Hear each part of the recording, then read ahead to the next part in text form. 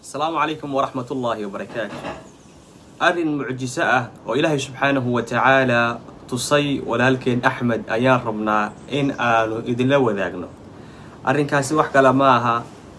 وحاكو دعي ولكن حانون باصوها ليلي اختربو تجي وحلقو يري قلين باقليسا قلين كاغا مركا الله السمين أيو وحالله بدينيا إن قلين كاذن كبد بادي لكن سإلهي سبحانه وتعالى وحكومة نيستي إيمان وحا إلهي سبحانه وتعالى هلاشي دعو إن وكعل عليو صبحي وكعل عليو هبينكي وكعل عليو إلهي سبحانه وتعالى وحو نتيجة كردقي إن مركي وكون نقضي دختركي يكون نقضي وبارتانا ذي اللمريي إن أي نقضين وحي يوردن كم يحكم الجيران أي نقضين وإلهي سبحانه وتعالى كشافيي هذيك يضاونا أنيقو وحرم لأن كفا إذا سنة دعاداس إلهي سبحانه وتعالى كشافيي ولالكين waxaan ku soo dhaweynay walaalkeen Axmed marka hore si uu isku keen baro horta walaalkeen Axmed waa kuma ahlan wa sahlan wa rahmatullahi walaalkeen assalaamu alaykum wa rahmatullahi wa barakatuh dhamaan walaalaha ku xiran walaalkay Sheekh Maxamed Jaamac aad baa salaamantiin marka hore marka kale toona hadiyadan aad ii soo diri doono waa mid adiga ku anfici doonto anagana anfici doonto anigu ninkan walaalkay waxaan isku nahay dad walaal Ilaahay dartiis isku jeclaada khayrkan isla jeclaada alxamdulillah magacaygu waa Axmed Jayta Suufi insha Allah waxa waaye waa inta badan waa taqaaniin inta ku xiran walaalkay intaani aqoonin barasho wanaagsan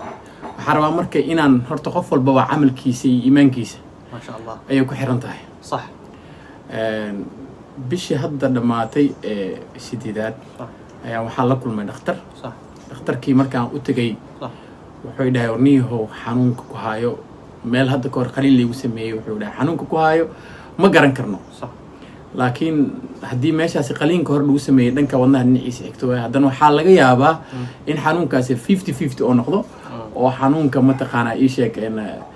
ama waa dhimo kartaa ama waa noolaan kartaa oo noloshaadiba qiil baa la geliyay qiil la geliyay Allahu akbar markaas waxaa ku dhahay wuxuu dhahay marka laba isbuuc ayaa fasaxaysataa inaad ku dardaaranto ama aad dadka mataqaanaa ay kugu dhow aad u sheegto wayhan ku yiri waa ka soo tagay marka gurigayga ku soo laabtay alxamdulillah waxaan bilaabay waqtigaasi horta quraanka oo anigu marka hore xaafid ahay inaan quraankii labada isbuucba aan ku dhameeyay laba jeer Allahu akbar ma sha Allah waxaa ii dheeraa marka ducadan aadka u qiimaha badan oo Ilaahay subxaanahu wa ta'ala uu igu badbaadiyay idinkana qofkiina xanuunsan aan jeclahay inaan maanta la wadaagno oo aan u sheegno inay qiimo leedahay ducadaasi duca kale ma ahan waxaan sameyn jiray marka صح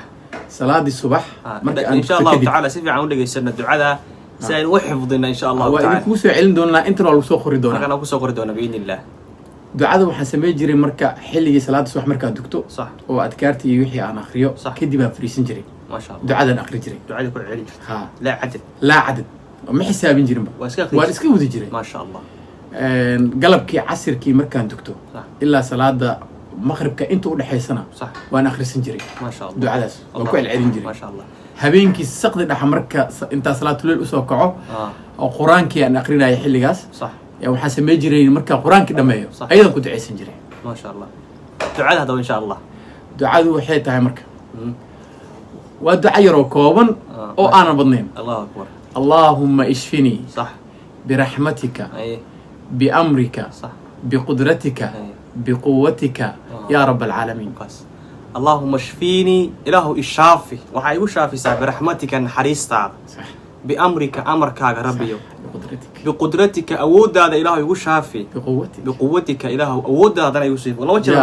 يا رب العالمين رب العالمين تشكره والدعاء داوكو ما شاء الله حنتك يا بحينين صح دبات أنا كأركينين صح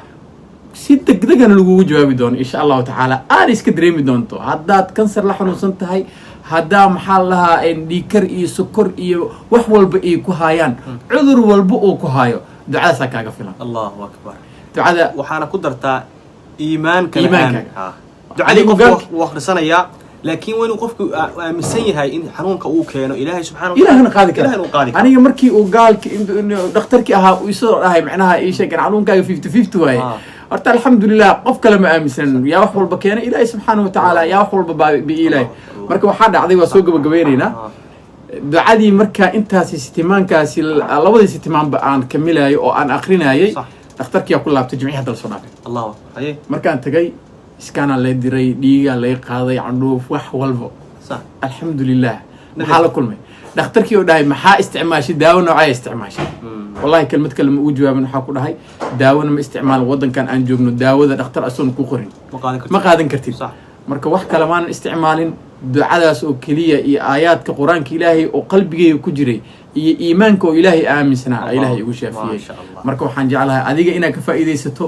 aana sii gudbisid walaalaheenna usii gudbisin insha allahu tacaala waxaa lagu yidhi 2 isbuuc oo keliya baad haysataa ee dadkaaga la soo dardaaran balse man niyad jabine ilaahay subxaana watacaala iimaan buu siiyey oo ducadan u akhristay ilaaha ku xirnaa ducadani waxay tahay halkan aan kusoo qori doonaa insha allahu tacaala allahuma shfiinii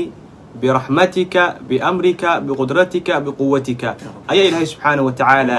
كجبت بادي حنون فربضا قليل فربضا إلهي سبحانه وتعالى هبرك يا ولالكين عفماتك الله زياديو أمانتين وسلامتين وحاج على سنة يعني في كليبك أديات وقيمها بدن أرو مركو ويشة يا ولالكي والله قيرادو حال ومدة أن لو ذاقنو سي أجر أين وجهلنا أو حلقية موقف ما أنت يعني